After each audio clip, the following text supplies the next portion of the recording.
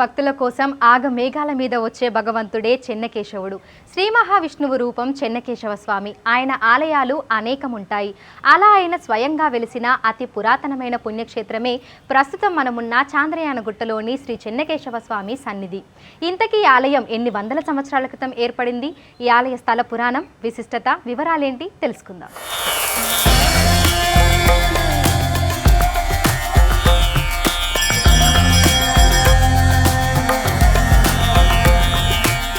గుట్ట మీద ప్రశాంత వాతావరణంలో కనిపిస్తున్న ఈ పుణ్యక్షేత్రమే స్వయంభూ చెన్నకేశవ స్వామి సన్నిధి. చాంద్రయాన గుట్ట నుంచి శ్రీశైలం హైవే మార్గంలో గుట్ట మీద ఉంటుంది ఈ పురాతన క్షేత్రం. ఆలయ ముఖద్వారం, దర్వాజా ఆనాటి ఉనికిని తెలుపుతుంటాయి. మెట్ల మార్గం ద్వారా పైకి వెళితే ఎదురుగా ఈ ఆలయ క్షేత్రపాలకుడు ఆంజనేయ స్వామి ముందుగా మనకు దర్శనమిస్తాడు. ఈ ఆలయంలో ఆంజనేయ స్వామి మనకు చతుర్భుజుడిగా కనిపిస్తాడు. ఆయన దర్శనం చేసుకుని పైకి వెళితే స్వయంభూగా వెలిసిన చెన్నకేశవ స్వామి గర్భగుడిలో దర్శనమిస్తాడు.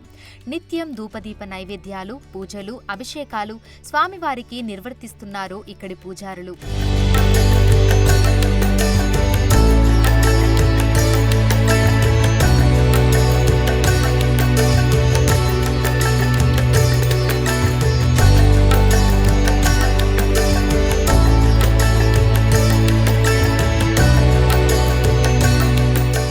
అతి పురాతనమైన ఆలయానికి సంబంధించి ప్రధాన పూజారి తెలిపిన స్థల పురాణం ప్రకారం దాదాపు 700-800 ఏళ్ల క్రితం, అంటే అప్పటికి హైదరాబాద్ నగరం ఇంకా పూర్తిగా ఏర్పడలేదు. ఆ సమయంలో ప్రస్తుతం ఉన్న చాంద్రయానగుట్ట ప్రాంతం పూర్తిగా అడవితో ఉండి గుట్టగా ఉండేదట. ఆ గుట్ట మీద శ్వేత మహాముని తపస్సు చేశారట. ఆయన తపస్సుకు ప్రసన్నుడైన మహావిష్ణువు చెన్నకేశవ స్వామిగా ఇక్కడికి వచ్చి స్వయంభూగా వెలిశారట. ఔరంగజేబు తన సైన్యంతో ఈ ప్రాంతం నుండి వెళ్ళేవాడు. ఒకసారి వెళ్తుంటే ఏమైందంటే గుర్రాలు ఆగిపోయినాయి, ముందుకు కదలలేకుండా అక్కడే ఆగిపోయినాయి. ఎందుకు ఈ విధంగా ఆగిపోయినాయి? అట్లా ఇంత గతంలో కూడా 2-3 సార్లు ఇదే విధంగా జరిగింది. ఎందుకు ఇట్లా జరుగుతుంది ఏందని అక్కడ వాకప్ చేస్తే అందరు చెప్పింది ఏంటంటే పైన స్వయంభూ స్వామి ఒక దేవుడు ఉన్నాడు అని చెప్పారు. ఆ దేవుడికి ఇంత మహిమేంది, నా గుర్రాలు ఎందుకు ఆపుతున్నాడు అని చెప్పేసి చూద్దాం ఆయన మహిమేందో అని చెప్పేసి ఈ గుట్టపైకి ఎక్కాడు. కొద్ది దూరం ఎక్కగానే ఇది గుహ ఉండే. ఇప్పుడంటే మనం గుడి కట్టినాం కానీ అప్పుడు బండరాళ్ళతో ఏర్పడిన గుహ. ఆ గుహలోంచి దివ్యమైన వెలుతురు వస్తుంది. ఆ వెలుతురు చూసి తట్టుకోలేక నిజంగానే స్వామి ఇక్కడ మహిమ ఉంది అని చెప్పేసి వెనుదిరిగిపోయిండు.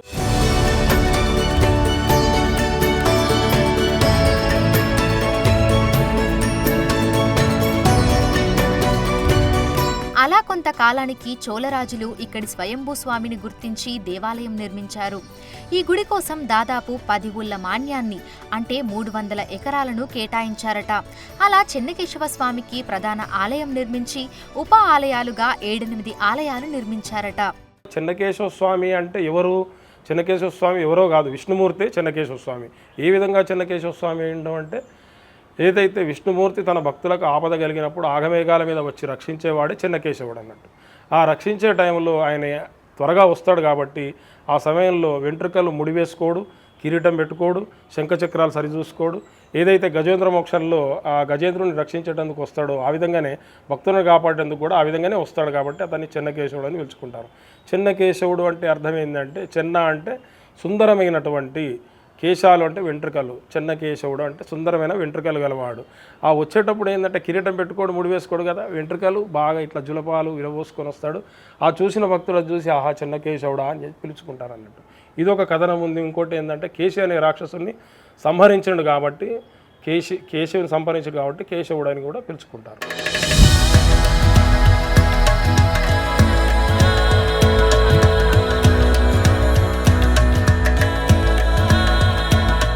రాయలసీమ కొన్ని ప్రాంతాలకు చెందిన వారు చెన్నకేశవ స్వామిని ప్రేమగా చెన్నరాయుడు అని పిలుచుకుంటారట. అలా చెన్నరాయుడు నివసించిన గుట్ట కాబట్టి ఈ ప్రాంతానికి చెన్నరాయుని గుట్టగా పేరు వచ్చిందట.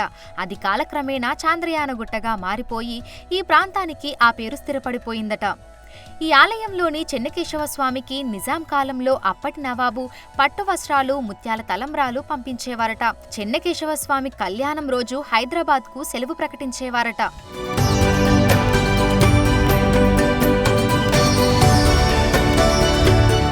నిత్య పూజలు పూజలు అభిషేకాలతో పాటు ఈ ఆలయంలో వైకుంఠ ఏకాదశి వేడుకలు వైభవంగా జరుగుతాయని పూజారి తెలిపారు.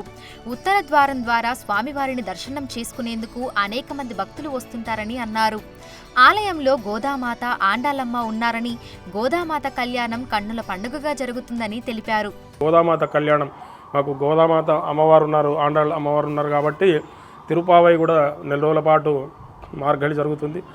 ఆ తర్వాత గోదా కళ్యాణం జరుగుతుంది విశేషంగా భోగినాడు. మరియు మాఘ బహుళ సప్తమి అంటే ఈ నెల మనకు వస్తుంది స్వామివారి కళ్యాణోత్సవం 5 రోజుల పాటు అంగరంగ వైభవంగా జరుగుతుంది. మాఘ బహుళ సప్తమి నాడు స్టార్ట్ అయ్యి అష్టమి లేదా నవమి నాడు కళ్యాణం అవుతుంది. దశమి లేదా ఏకాదశితో చక్రతీర్థంతో సమాప్తం అయిపోతుంది. చెన్నకేశవ స్వామికి శనివారం రోజు ప్రత్యేక అభిషేకాలు విశేషంగా జరుగుతాయని పూజారి తెలిపారు. నగరం నలుమూలల నుంచే కాకుండా ఎక్కడెక్కడి నుంచో భక్తులు తరలి వస్తుంటారని అన్నారు. ఇక్కడి స్వయంభూ స్వామివారిని దర్శనం చేసుకుంటే కోరిన కోరికలు నెరవేరుతాయని తెలిపారు. స్వయంభూ కాబట్టి నమ్మిన వారికి నమ్మినంత. ఇక్కడ ఒక గొప్ప విశేషం చెప్తానమ్మా. ఒక ఆమెకు 40 సంవత్సరాలైనా సంతానం లేకుండే. అయితే ఒక రోజు ఆమె ఇక్కడ వచ్చి ఏడుస్తుంటే, ఏందమ్మా ఏం జరిగింది, ఎందుకు ఏడుస్తున్నావంటే, అయ్యగారు నాకు ఎంతో ఆస్తిపాస్తులు ఎన్నో ఉన్నాయి, నేను తిరగని డాక్టర్ లేడు, వెళ్ళని హాస్పిటల్ లేదు, అన్నీ తిరిగాను, నాకు ఇట్లా సంతానం లేదు అని చెప్పి ఏడుస్తుంటే, ఏం లేదమ్మా స్వామిని నమ్ముకో నువ్వు అంతే, ఏం నువ్వు ఒకటి స్వామికి ఒక ముడుపు తీసిపెట్టు అని నాకు అసలు నేను ఎవరికి చెప్పాలి ఇంతకుముందు. ఆమెకి ఎందుకో నాకు చెప్పాలనిపించింది. ఆమె వెంబడే పోయి ఒక జాకెట్ ముక్క తీసుకొచ్చి కొబ్బరికాయ తీసుకొచ్చి ముడి తీసి స్వామి దగ్గర పెట్టింది. తర్వాత ఒక 5 నెలల తర్వాత ఆమె 2 నెలల గర్భవతి అయ్యి ఆ దేవాలయానికి వచ్చింది. ఈ విశేషం నా జీవితంలో నేను చూసిన గొప్ప విశేషం. ఇంకా తర్వాత ఇట్లాంటి ఎన్నో జరిగినాయి. కొంతమందికి ఉద్యోగం లేదన్న వాళ్ళకు ఉద్యోగము, ఆరోగ్యం సరిగా లేని వాళ్లకు ప్రదక్షిణలు చేసుకుంటే ఆరోగ్యం, ఇట్లా ఎన్నో విశేషాలు ఉన్నాయి. ఇక ఈ క్షేత్రంలో చెన్నకేశవ స్వామి, గోదామాత, ఆండాలమ్మ అమ్మవార్ల దర్శనం అయ్యాక కొంచెం మెట్లు దిగి వెళితే ఈ ఆలయానికి ఉప ఆలయాలుగా నిర్మించిన మరికొన్ని ఆలయాలు కనిపిస్తాయి. ఒక ఆలయానికి కొంచెం దూరంలో మరొక ఆలయం కనిపిస్తాయి. చెన్నకేశవ స్వామి దర్శనం అయ్యాక పక్కనే ఉన్న శివాలయంలో స్ఫటికలింగేశ్వర స్వామి మనకు కనిపిస్తారు. ఆ లింగాన్ని దర్శనం చేసుకుని పక్కనే ఉన్న దారి నుంచి కొంచెం కిందికి వెళితే భ్రమరాంబిక మల్లికార్జున స్వామి ఆలయం కనిపిస్తుంది. ఈ ఆలయం ఎంతో అద్భుతంగా ఉంటుంది. గోడ మీద పసుపు వర్ణంలో భ్రమరాంబ, మల్లికార్జున స్వామి, ఎదురుగా శివలింగం దర్శనమిస్తాయి. ఆలయ ఆవరణలో శివపార్వతులతో ఉన్న ధ్వజస్తంభం కనిపిస్తుంది. ఇక్కడ నిత్య హోమాలు, యాగాలు జరుగుతుంటాయి. కొంచెం మెట్లు దిగి కిందికి వెళ్తే శ్రీ భద్రకాళి సమేత శ్రీ వీరభద్రస్వామి సన్నిధి కనిపిస్తుంది. నా పేరు వెంకటేశ్వర రెడ్డి అండి. మాది ఆంధ్రాలోని ప్రకాశం జిల్లా నుంచి వచ్చాము. మేము ప్రకాశం జిల్లాలో నుంచి వచ్చి ఇక్కడ హైదరాబాద్లో ఈసీఎల్ దగ్గర ఉంటున్నాము. ఈసీఎల్ నుంచి ఇక్కడికి చంద్రాయనగుట్ట దగ్గర ఉన్నటువంటి చెనకేశ్వర స్వామి టెంపుల్ని చూసేదానికి మొదటిసారిగా వచ్చాము. ఇక్కడ వేరే వాళ్ళు చెబితే ఇక్కడ గుడి 600 సంవత్సరాల నుంచి ఉందని, అందుకోసం వచ్చి ఇక్కడ దర్శించుకున్నాము. ఇక్కడ గుడి బాగుంది. నా పేరు కృష్ణారెడ్డి, నేను ఈసీఎల్ నుంచి వచ్చాము. ఇంతకుముందు మాచర్ల, మార్కాపురం అవి చూసేటోని. దాని తర్వాత ఇక్కడ ఇంకా పురాతనం ఉందని, మనకు దగ్గరలో ఉందని ఈ గుడికి వచ్చాము. ఇక్కడ బాగా మంచిగా మెయింటైన్ చేస్తున్నారు. ఇక్కడ ఇది కింద శివాలయము, అమ్మవారి తల్లి గుడి అన్నీ బ్రహ్మాండంగా ఉన్నాయి. వాటరు ఇక్కడంతా మంచిగా ఫెసిలిటీస్ చాలా బాగున్నాయి.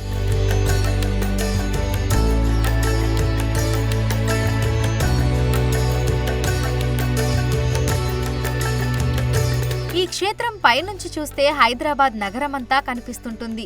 ఎంతో ప్రశాంతంగా, ఆహ్లాదకరంగా ఉంటుంది ఇక్కడి వాతావరణం. ఆలయ ఆవరణలో చిన్న గోశాల, రావి చెట్టు, మండపం ఉంటాయి. ఈ రావి చెట్టుకు ఓ చరిత్ర ఉంది. కొన్నేళ్ల క్రితం ఈ ఆలయంలో మరొక మహావృక్షం ఉండేదని, పిడుగుపడి అది కాలిపోగా దాని వేరు నుంచి ఈ వృక్షం పుట్టిందని పూజారి తెలిపారు. అంతేకాకుండా ఈ రావి చెట్టుకు మొక్కుకొని ముడుపు కడితే కోరికలు నెరవేరుతాయని భక్తులు నమ్ముతుంటారు.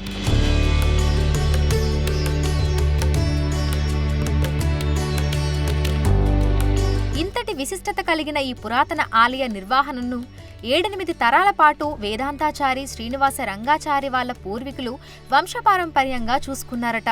తర్వాత ఎండోన్మెంట్ వారు తీసుకున్నారని ప్రధాన పూజారి తెలిపారు.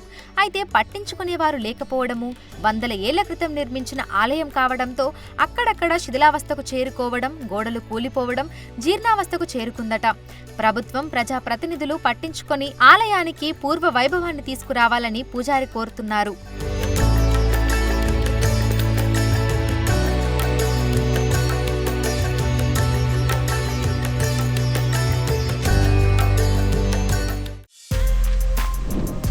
For more videos like this, subscribe Big TV channel.